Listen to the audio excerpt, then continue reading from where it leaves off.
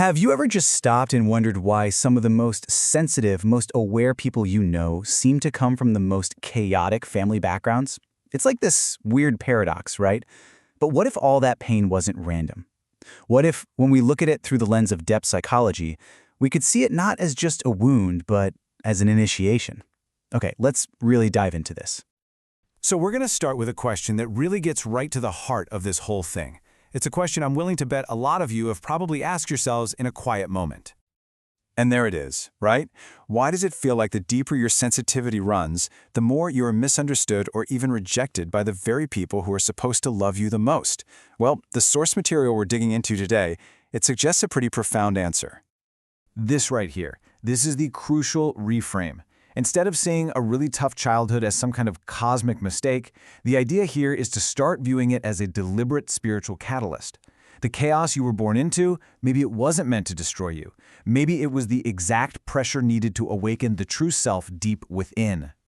So, how exactly does this initiation thing even work? Well, this is where the insights of the psychologist Carl Jung become incredibly helpful. You see, he saw these early wounds not as failures, but as powerful invitations to a much deeper journey. Jung had this term, complexes.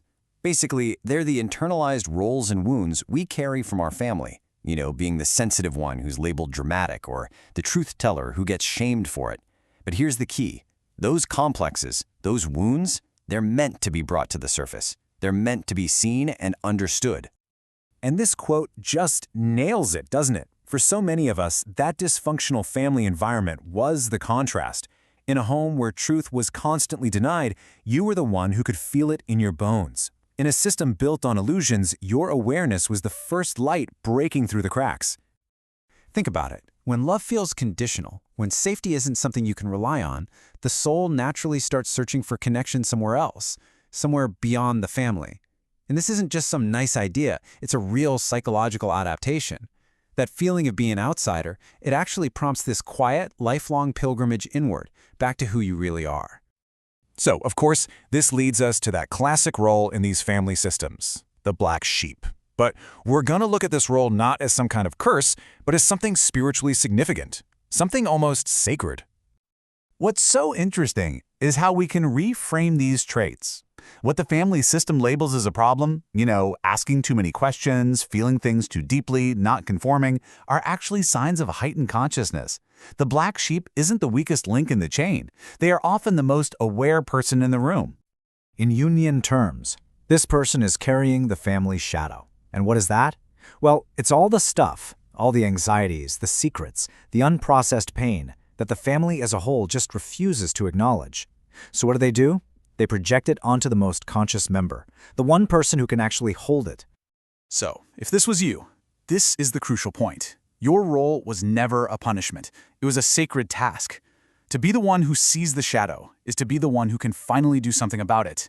You were meant to see what no one else had the strength to confront, and in doing that, you became the first one capable of breaking the cycle.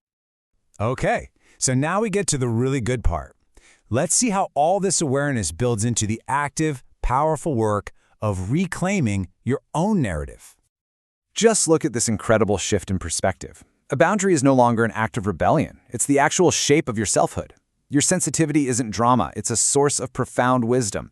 And asking questions isn't disloyalty. It's the very engine of awareness. This is what healing looks like in action. And this path really lays it out so clearly. It all starts with awareness, just seeing the inherited patterns for what they are. Then comes action, which means questioning the old illusions and setting those crucial boundaries. And all of this leads to presence, a state where you're no longer just reacting to the old dynamics, but you're leading from your own whole, authentic center. And now, we get to the final piece, where your personal healing transforms into something much, much bigger than just you. It becomes a legacy. You have to understand that what you're doing by refusing to carry on that inherited dysfunction, it's not just for you. Every single time you choose a different path, you're contributing to a collective evolution. You are literally creating a new blueprint for what's possible. Let that land for just a moment. Your purpose was never to just blend in or repeat what came before you. It was to become the end point of that generational pain. You are the one who stops it, with your presence, with your clarity, and with your love. And look, if you take just one thing away from this whole explainer, let it be this.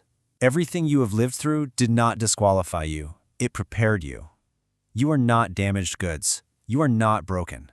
You are precisely where your unique soul's path was meant to lead you.